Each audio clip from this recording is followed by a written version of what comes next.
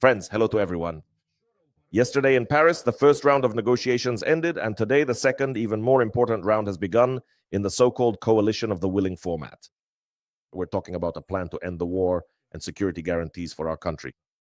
What mysterious statement about progress did Kyrylo Budanov make? What were they secretly discussing? What did Vitkov, Arakhamia, and Umarov talk about? Why did the United States refuse to sign the final declaration? And is today really the decisive day for peace in Ukraine? That's what today's episode is about. But first, please subscribe to this YouTube channel and don't forget to like and leave your comments. This is very important for the growth of our community, so let's not waste any time and get started right away. And we'll start with those who are inside this process.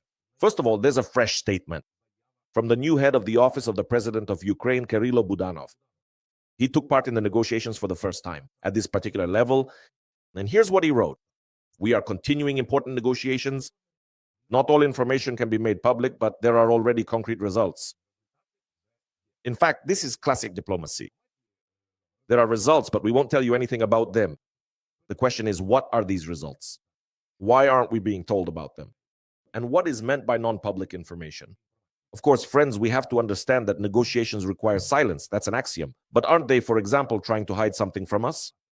Perhaps another statement from President Zelensky gives us a hint. He reveals a bit more. In fact, there's nothing sensational in it, but at least we finally understand what today's discussion will be about. Zelensky says that today in Paris, in today's meeting, there will be the most difficult issues of the basic framework will be discussed. And he names them. These are the Zaporizhzhia Nuclear Power Plant and the territories. I want to remind you that Ukraine proposes to control the Zaporizhzhia Nuclear Power Plant on a 50-50 basis with the Americans, with the American side. Russia proposes the same option, but instead of Ukraine, it would be them and the United States. And the United States of America supposedly sees a compromise in the format of joint control over the nuclear power plant with Russia and Ukraine. We do not agree to such an option. Is there actually any progress on this issue, the one Budanov is talking about? It's not clear, friends. I think that at the end of the day, we'll find out for sure. There is also the issue of territories. Yes, of course, it's well known that Russia wants, well, they can shove those wishes of theirs somewhere for us to completely withdraw our troops from Donbas. By the way, the US is also pushing us toward this, as you know. Endless meetings end with us being told privately, like, withdraw from Donbas now, otherwise the conditions will only get worse. Russia will keep advancing there, and so on and so forth. Of course, we are against this, and naturally, we will not withdraw anywhere because Donbas is Ukrainian territory. And this issue, as you remember, President Zelensky promised, well, not exactly promised, but he hinted that he might put it to a nationwide referendum. However, the referendum is not about withdrawing the armed forces of Ukraine from Donbas.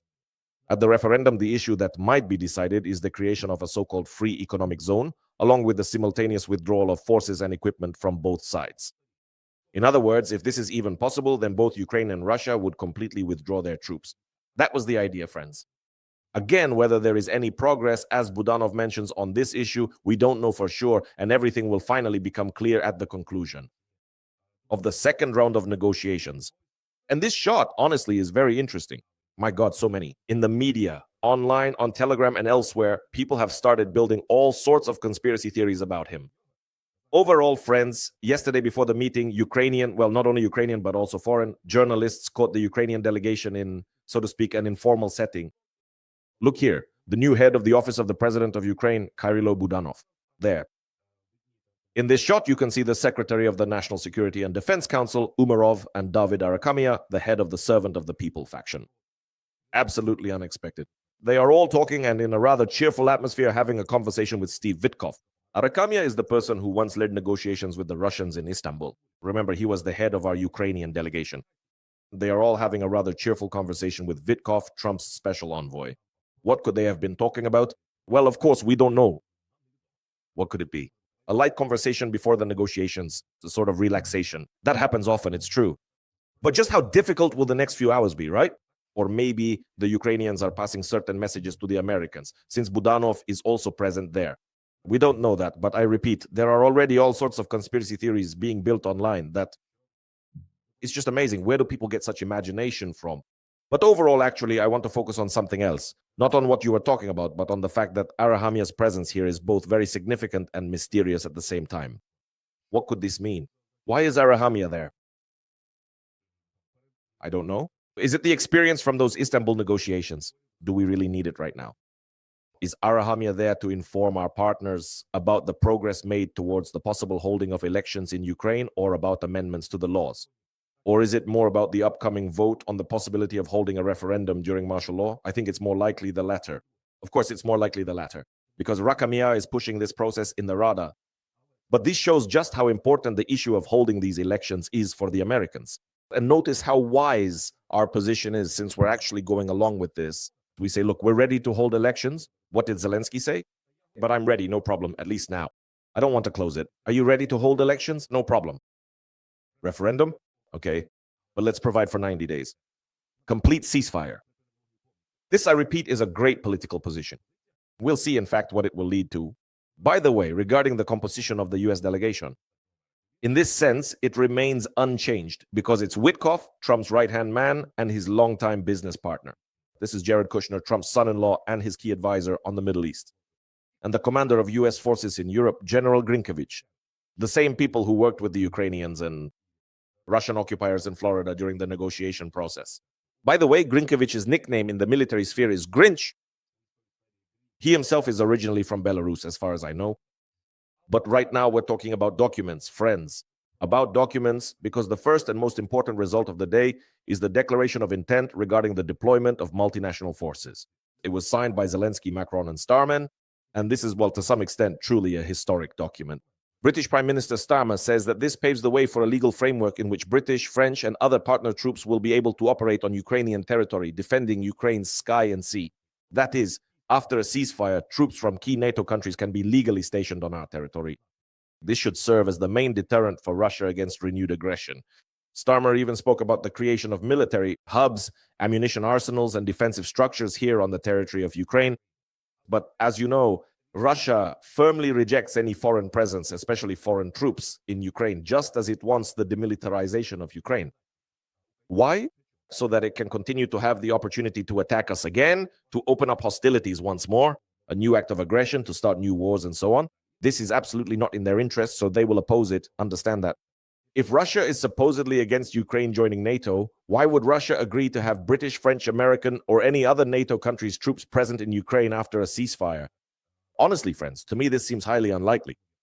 Journalists from the Ukrainian outlet Suspilne have published a draft of this agenda. Let's highlight the main points from this draft now.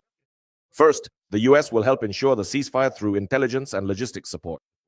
Second, the monitoring and verification of the ceasefire will be led by the US.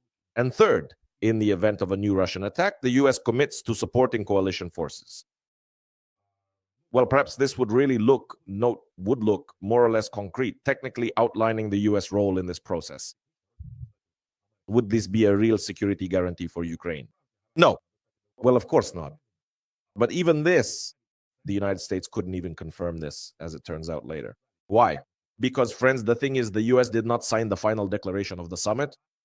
As Politico reports, when the final statement was released, it turned out that all references to the direct role of the US had, for some reason, been removed. The points that were in the draft I just told you about regarding American intelligence, logistics, and commitments to provide support are not in the final version. The Allies were hoping for a joint statement, but in the end, only the members of the coalition of the willing signed it. What could this mean, friends? It means that Donald Trump is not ready to take responsibility for providing full-fledged security guarantees for Ukraine. Moreover, remember that in Florida, he did not clearly state that the US would only help Europeans provide such guarantees. For us. But then arises a logical question. What was it about? In that case, what was Trump talking about when he promised to submit to the US Congress a separate package of guarantees for Ukraine? What does this mean? That there will be separate guarantees from the Europeans and separate ones from the Americans? Or how? I think the issue here is also that the Americans refuse to sign this document, because Trump also needs to convince Putin that these specific guarantees will be implemented.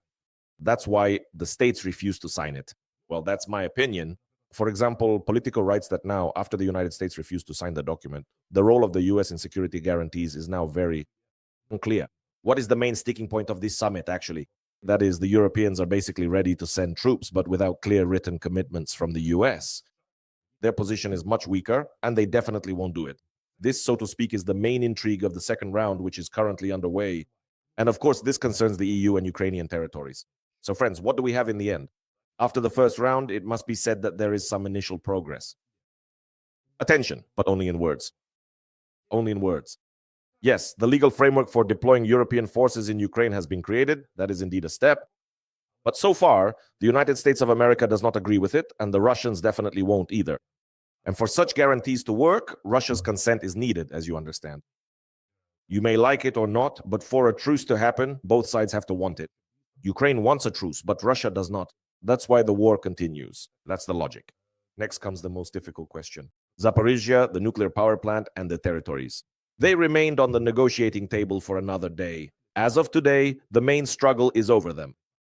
The Ukrainian team is working under extremely difficult conditions, but judging by the statements, they are skillfully balancing between European partners and American demands. So what should we expect next? The second round will be even more tense. The question is whether Ukraine and its allies will be able to persuade the US to make clear commitments, or whether we will have to make some painful compromises on certain issues. And most importantly, will we be able to convince the US that we are right? Our position, which Donald Trump would then impose on Putin. That, it seems to me, is the task at hand. We'll see what the second round of negotiations brings. In the meantime, thank you for your attention, friends. Take care of yourselves, please, and see you next time.